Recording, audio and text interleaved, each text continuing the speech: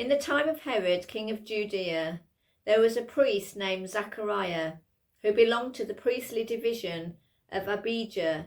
His wife Elizabeth was also a descendant of Aaron. Both of them were upright in the sight of God, observing all the Lord's commandments and regulations blamelessly. But they had no children, because Elizabeth was barren, and they were both well on in years. Once, when Zacharias' division was on duty, and he was serving as priest before God, he was chosen by lot, according to the custom of the priesthood, to go into the temple of the Lord and burn incense. And when the time for the burning of incense came, all the assembled worshippers were praying outside. Then an angel of the Lord appeared to him, standing at the right side of the altar of incense. When Zacharias saw him, he was startled and was gripped with fear. But the angel said to him, "Do not be afraid, Zacharias. Your prayer has been heard. Your wife Elizabeth will bear you a son, and you are to give him the name John. He will be a joy and delight to you, and many will rejoice because of his birth, for he will be great in the sight of the Lord. He is never to take wine or other fermented drink, and he will be filled with the Holy Spirit even from birth.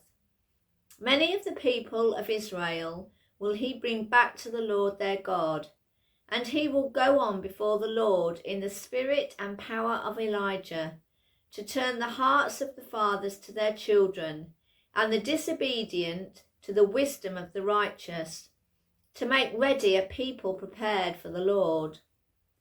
Zacharias asked the angel, "How can I be sure of this? I am an old man, and my wife is well on in years." The angel answered, "I am Gabriel.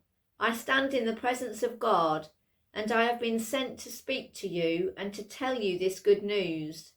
And now you will be silent and not able to speak until the day this happens, because you did not believe my words, which will come true at their proper time."